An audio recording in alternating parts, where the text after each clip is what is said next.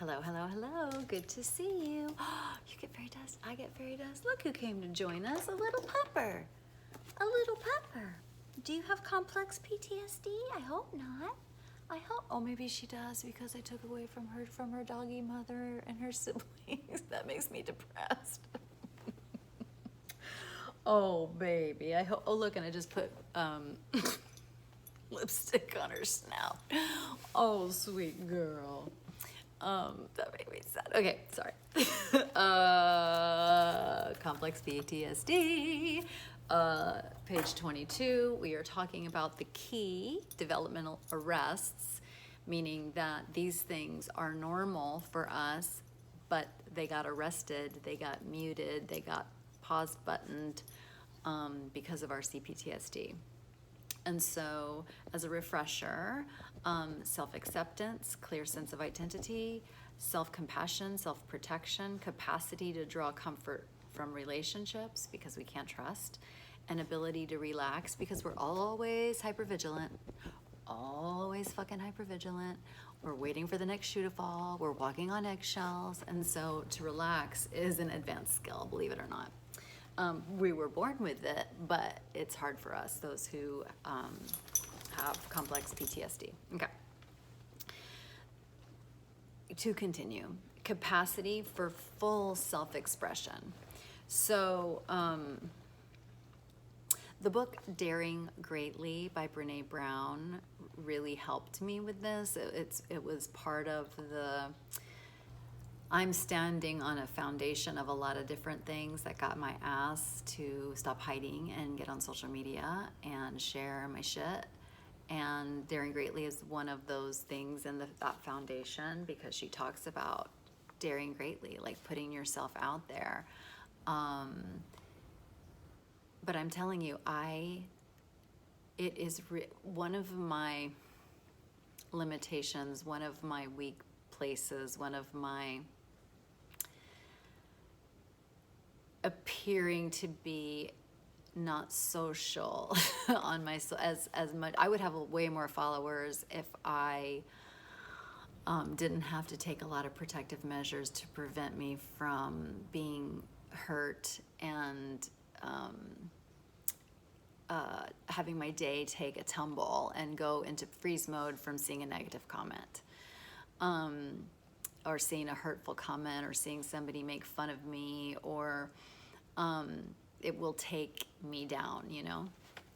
I'm getting so much better. I'm building resilience, which is exactly what I want, but it's hard. It's actually hard for me. I know sometimes, like after I make something and put it out there, like I think it's great, and turns out it was not great. And it not only pushed people's buttons, but actually did hurt people's feelings.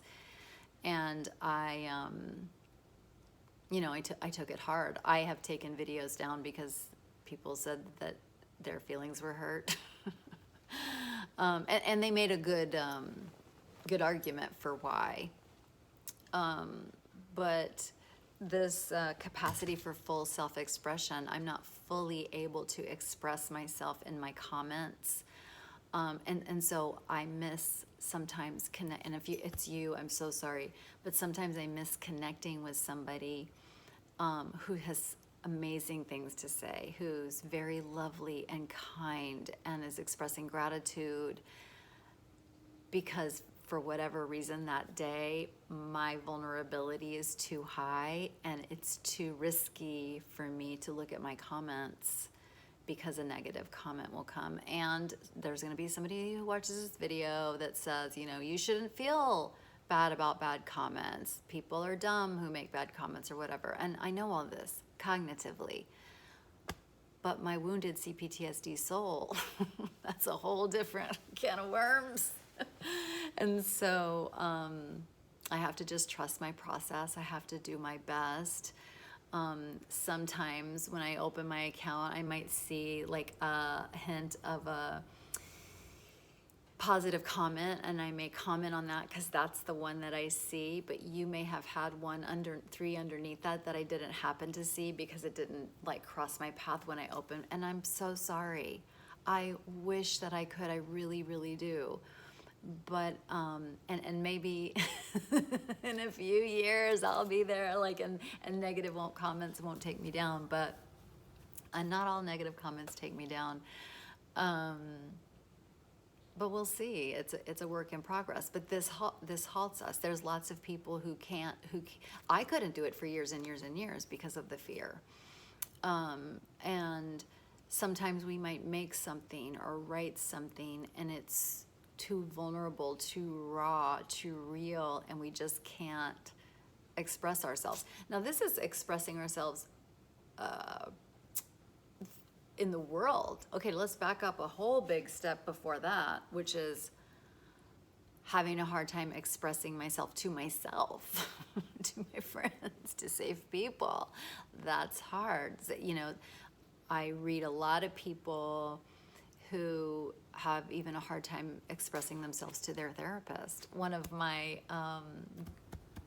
things that makes me smile, I've gotten some feedback that people will show my TikTok or show my Instagram post to their therapist so that they can begin the talk of whatever that subject was. And look, whatever works. We got to do whatever works. And if I had seen TikToks 10 years ago when I was in the throes of my addiction and eating disorder, and I didn't know how to addiction, eating disorder, and childhood trauma recovery, like if I didn't know how to say something. I mean, one time I played songs for my therapist, like, this is how it feels. Like, this is how it feels. So we do whatever it takes. For me, one of the best rewards of healing my childhood trauma is getting to be myself and to have this self-expression. It's the cherry on top of it all. So it's worth it. The healing's worth it. Willpower and motivation. What's that? What's that? What's that? I mean, I'll never forget that article that I found that said children who have, I forget what it said, like difficult relationships with their parents have a hard time following a life plan. Like, they have trouble adulting. They have trouble figuring out what they want, figuring out how to get what they want. So I'm a dreamer, not a doer. Like, that's what I've always been. Now you can see I'm changing. I'm doing more. You know, I'm writing my book. And so, but that took healing for me to access my motivation and my willpower to do hard things.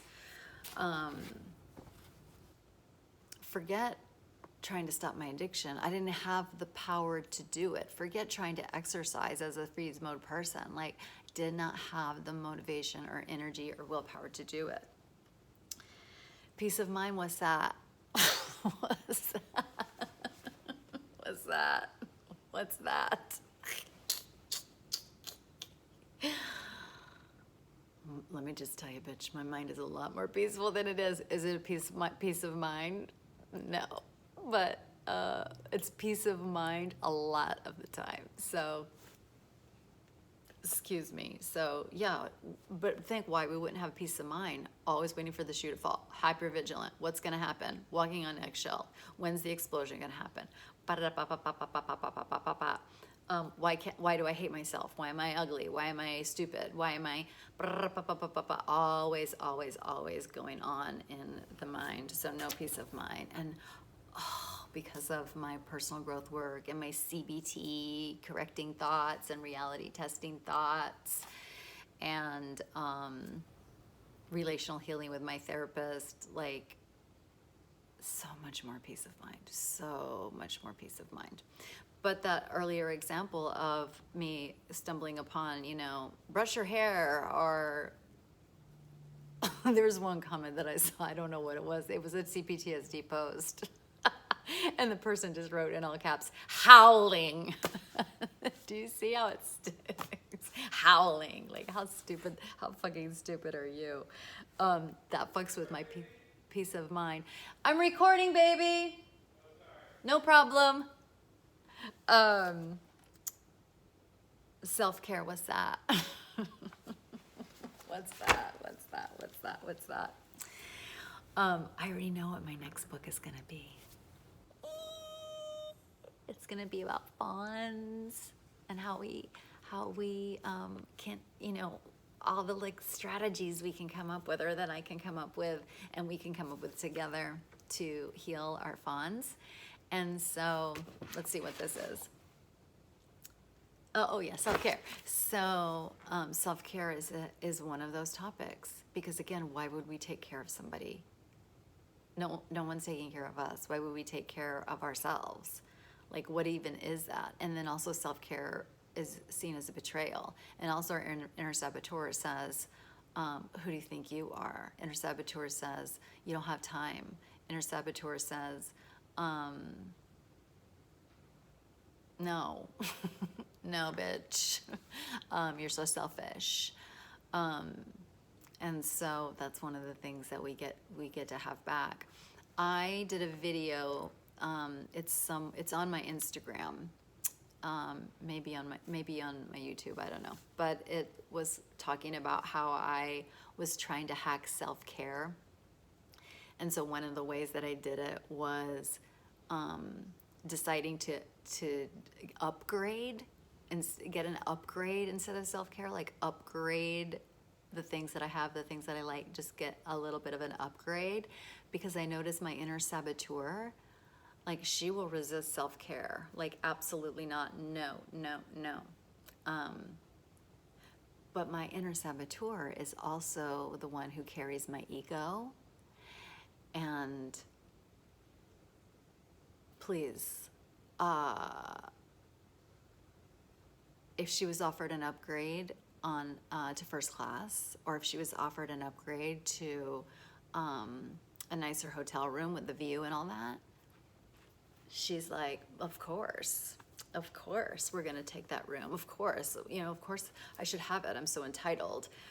So I think it's so funny that our inner saboteur won't fight me when I try to upgrade my life. And when I say upgrade my life, I mean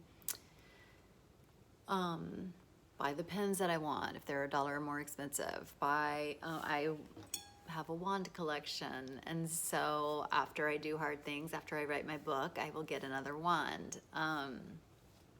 And so, like, and I'm not just gonna get a cheapie. I'm gonna get, you know, a nice one that makes my heart smile. Upgrading my life, I read the book Joyful, which I loved, and so I have somebody in the book had a drawer full of confetti, and so I, from that moment forward, also have a drawer full of confetti, and I also have a bowl of confetti that I keep out, and also don't breathe into your confetti because it'll go away. That to me is upgrading my life. So it can be inexpensive, something silly like this, or, you know, a little bit more expensive. I buy the lipstick of my idol, like, I'm such a fangirl of Lisa Eldridge, and so that's how I fucking upgrade my life. And I'll end it here, and here's one more way that I upgrade my life, is that the nice things that I have, I fucking use them.